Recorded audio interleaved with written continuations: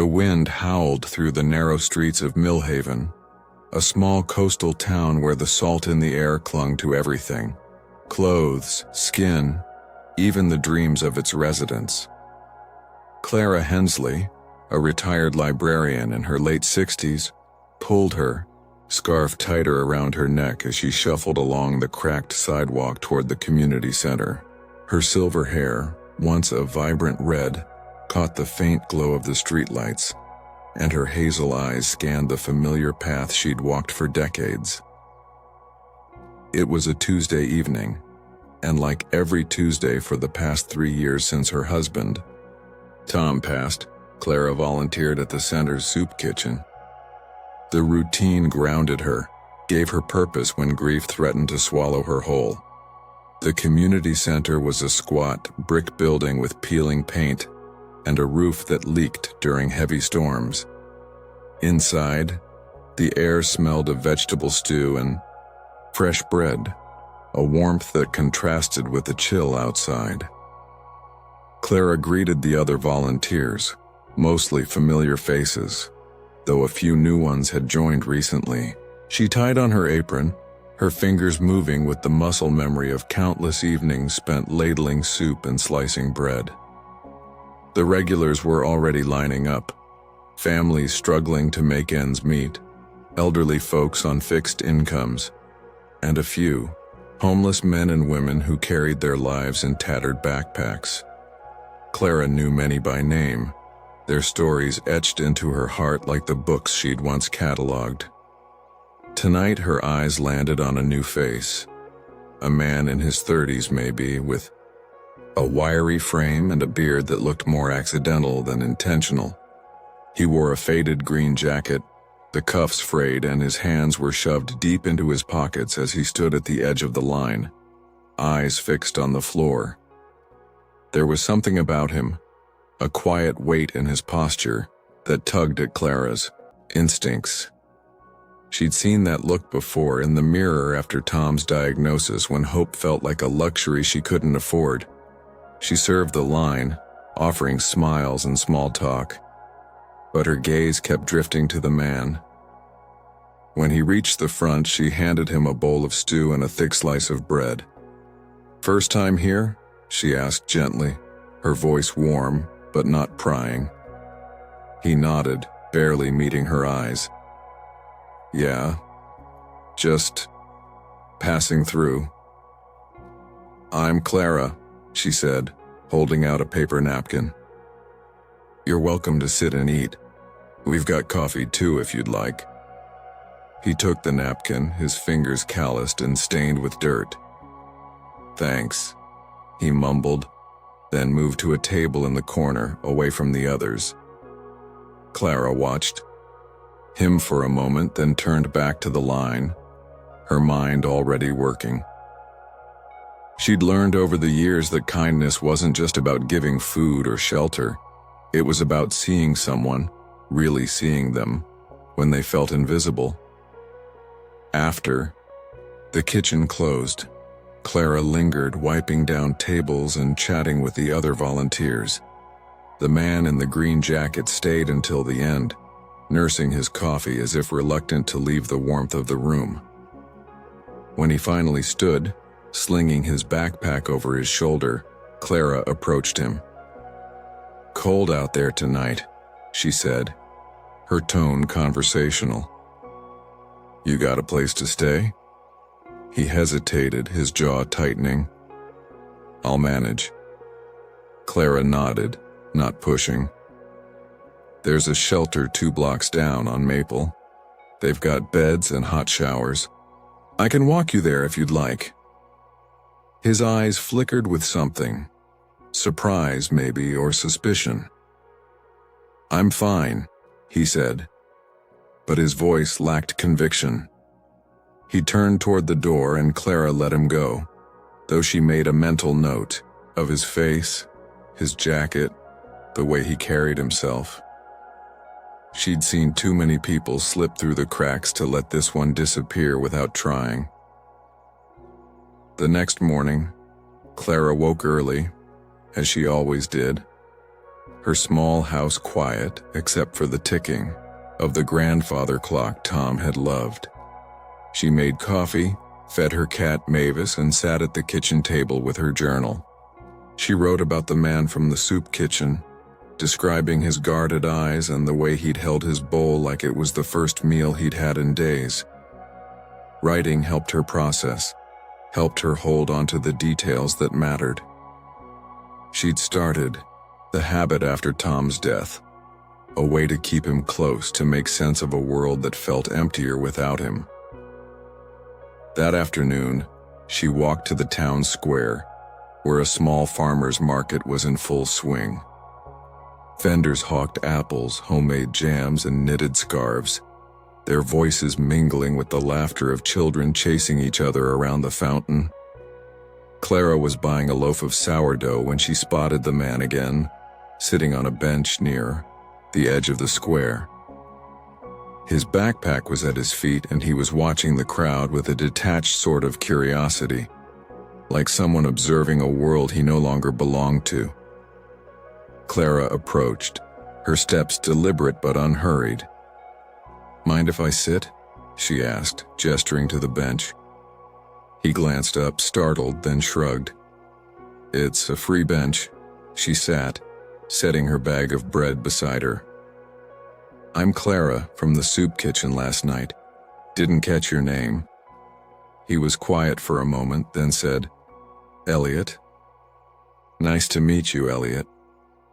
She paused, letting the silence settle.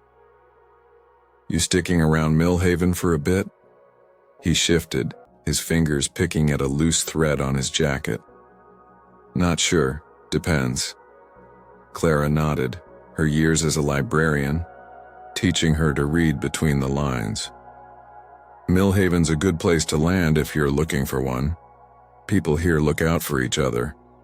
Elliot's lips twitched, not quite a smile. "That's what they all say." She chuckled, undeterred. "Maybe, but I've lived here my whole life and I've seen it happen. Takes time, though, and sometimes a little nudge." He didn't respond, but he didn't get up and leave either, which Clara took as a small victory. They sat in companionable silence, watching the market bustle. When she stood to leave, she pulled a folded flyer from her purse, one she always carried, listing the soup kitchen's hours and the shelter's address. "In case you need it," she said, handing it to him. He took it, his fingers brushing hers, and she noticed the faintest tremor in his hand. Over the next week, Clara saw Elliot at the soup kitchen every evening. He never said much, but he started sitting closer to the other regulars, occasionally nodding at their conversations. Clara learned bits and pieces about him, not from direct questions, but from observation. He was meticulous about his belongings, checking his backpack every few minutes. He always thanked the volunteers, his voice soft but sincere. And he had a habit of sketching on napkins when he thought no one was watching. Quick, precise lines that turned into birds, trees, or faces. One evening, as Clara swept the floor after closing, she found one of his napkins under a table was a sketch of the community center, the brick facade captured in startling detail, down to the cracked window pane in the corner. She tucked it into her pocket, a plan forming. The next night, she brought a small sketch pad and a pack of pencils from her house, leftovers from Tom's brief foray into watercolor painting. When Elliot arrived, she handed them to him. "Thought you might use these," she said simply. "You've got a gift." He stared at the sketch pad, his expression unreadable. "I can't pay for this." "Didn't ask you to," Clara replied. "Just keep drawing. World needs more beauty." Elliot's throat worked, and for a moment she thought he might hand the sketch pad back. Instead, he nodded, clutching it to his chest. "Thanks," he said. And this time, his voice carried a weight that made Clara's heart ache. As winter tightened its grip on Millhaven, Clara began to piece together Elliot's story, not from anything he said, but from the fragments he let slip. He'd been a graphic designer in a city a few hours away, successful enough to have a small apartment and a circle of friends. But a layoff had spiraled into missed rent payments, then eviction, then a slow unraveling of the life he'd known. He didn't talk about family, and Clara didn't ask, sensing the wound was too raw. Instead, she focused on the present, making sure he ate, encouraging him to draw, and gently nudging him toward the shelter when the nights grew too cold. One evening, as snow dusted the streets, Clara arrived at the community center to find the power out. The volunteers scrambled to set up battery-powered lanterns, their breath visible in the chilly air. Elliot was there, helping move tables without being asked, his sketchpad tucked into his backpack. When the meal service ended, Clara noticed him lingering, his eyes on the darkened street outside. "No power at the shelter tonight," he said quietly, almost to himself. Clara hesitated, then made a decision. "My house isn't far. I've got a spare room, a couch, and a gas heater. You're welcome to stay until the power's back." Elliot's eyes widened. I don't want to impose." "You're not," she said firmly. "Tom, my husband, always said our home was for sharing. He'd have my hide if I let you freeze out there." Elliot looked torn, but the cold won out. He followed her to her small, tidy house, where Mavis the cat greeted them with a suspicious glare. Clara set him up on the couch with a quilt and a mug of tea, and they talked late into the night. Not about his past, but about small things. The way the ocean sounded at dawn, the best kind of bread for soup, the sketches he'd been working on. For the first time, Clara saw him smile, a small, tentative thing that lit up his face. The power was back by morning, but Clara's offer changed something.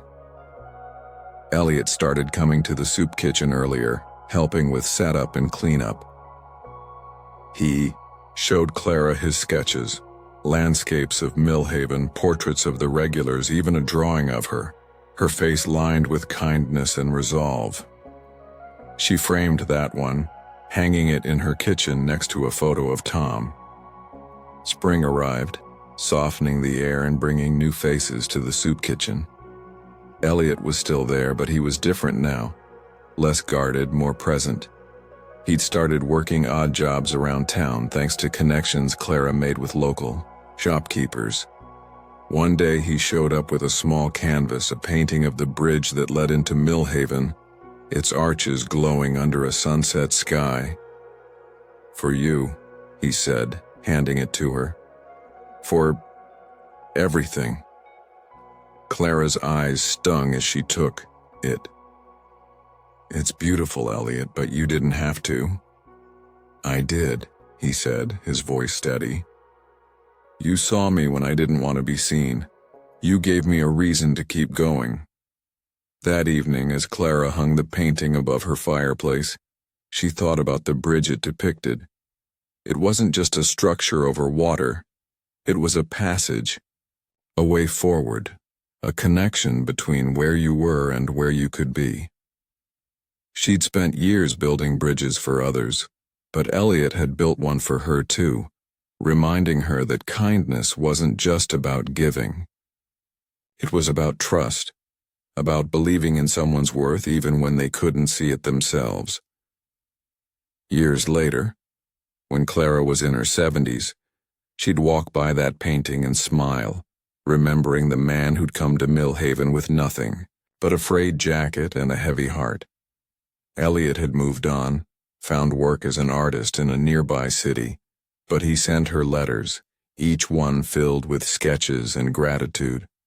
And every Tuesday, as she served soup and bread, Clara carried his story with her, a reminder that even in the coldest winters, a single act of kindness could light the way home.